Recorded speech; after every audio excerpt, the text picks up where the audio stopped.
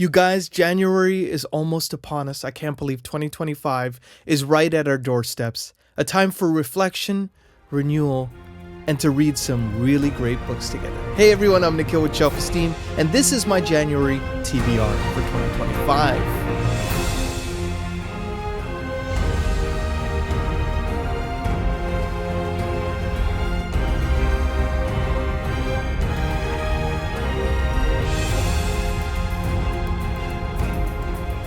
Hey everyone, welcome back to the channel. I'm Cahill with Shelf-Esteem. I'm a composer, now also booktuber. You can find my music in The Wheel of Time Season 2, His Dark Materials Season 3, and the newly released psychological horror film, Dead Whisper. So, I can't believe it's 2025 already, almost, at the time of taping of this video.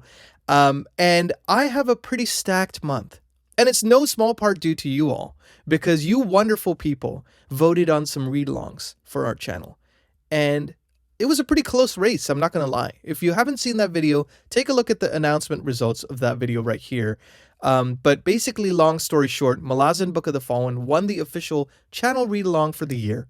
But there were 3 other ones on this list, and a lot of you chimed in saying, oh, I really want to read that.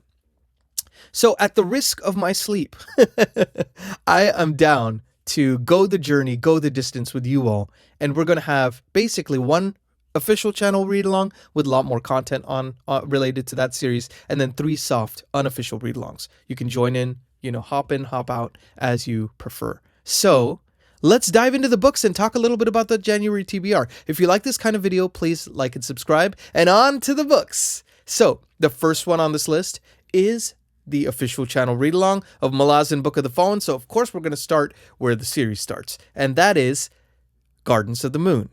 So this one I have read actually before, so it is a reread for me, but I read it years ago. Malazan Book of the Fallen is notorious for being a difficult series to get into because Steven Erikson kind of drops you in the world and kind of gets you, expects you to fend for yourself.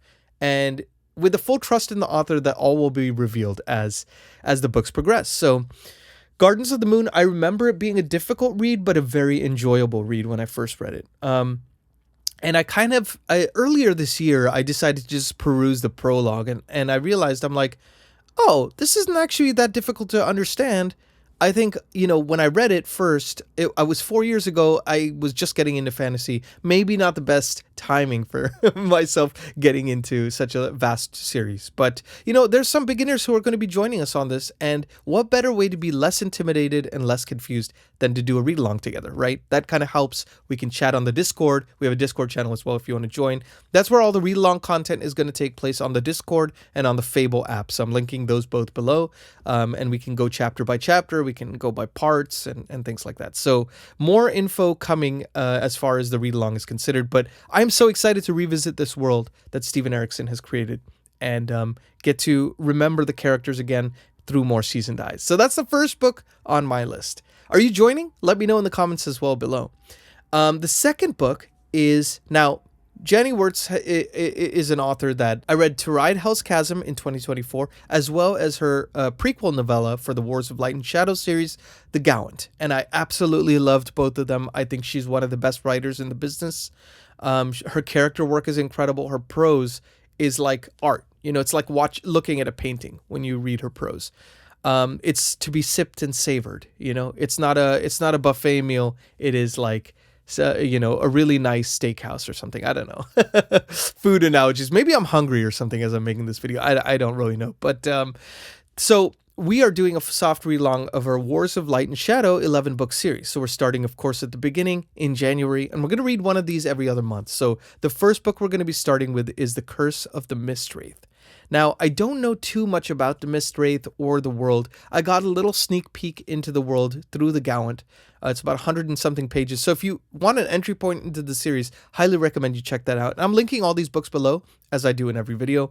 And, I'm just so excited to dive more deeply into Jenny Wirtz's writing. I'm probably only going to, I'm going to spread this one over 2 months, I think, and kind of use the full 2 months if I can. Unless I get like super addicted, which is very possible. I'll just blaze right through it. But, I know I have some other heavy hitters on this list, and I want to make sure I sip and savor every single one that is on here. I don't want to rush anything. That's like one of my New Year's resolutions for reading, is to never feel rushed and always feel like I'm enjoying and getting the most out of the books, because that's why we do this ultimately, right? So that is the second one on the list. The third one is yet another soft read along. Do you see the trend here, by the way? So this third one is the Matthew Corbett series by Robert McCammon. So it's about, I guess, like a private investigator in the 17th century or 18th century, who the first book is called Speaks the Nightbird, which is where we're going to start in January.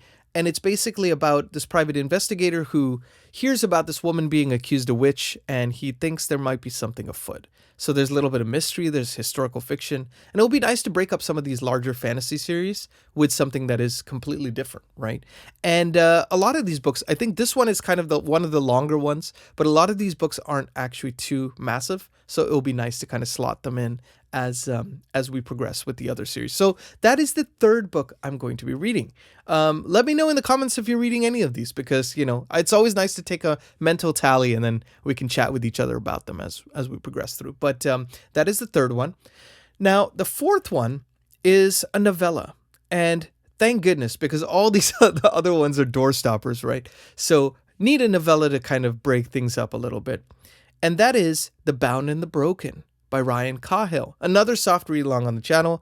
Now, Ryan Cahill always says that an entry point into the series could either be Of Blood and Fire, I think is the first book, and then the novella is called The Fall. He said you could start in either order, you know, and one is better if you want to kind of dive in. I think The Fall is like where you dive in, and of Blood and Fire is when things, you know, kind of unfold slowly over time. So we're going to dive in deep into the deep end, but it's a shorter novella, so that's going to be a little bit easier for people. There's a bunch of people who are on multiple read-alongs as well, and I want to make sure that things don't get too intimidating. So that's kind of why I planned it out this way, and so I'm going to be joining in on that one. I'm so excited to, you know, read Ryan Cahill, because I've heard so much about his series through many people. I mean, Mike's book reviews, of course. And I know Philip Chase has been doing a read along of those and really enjoying them as well. So I'm really looking forward to seeing what those are all about and what the hype is about. And, you know, I remember Ryan Cahill wrote a post about how 3 years ago he wasn't even doing this. Now he's writing full time, you know, and it's a testament to his work ethic as well and his commitment to the genre and to his writing, his craft. And I've seen his, you know, interviews on Mike's book reviews about his process, and very inspiring guy, actually. So I'm really looking forward to checking that out. Feel free to join us if you'd like. So that's the fourth entry on my series. Now, these next three are going to be in the maybe pile, and I'll probably get to one. I might get to two.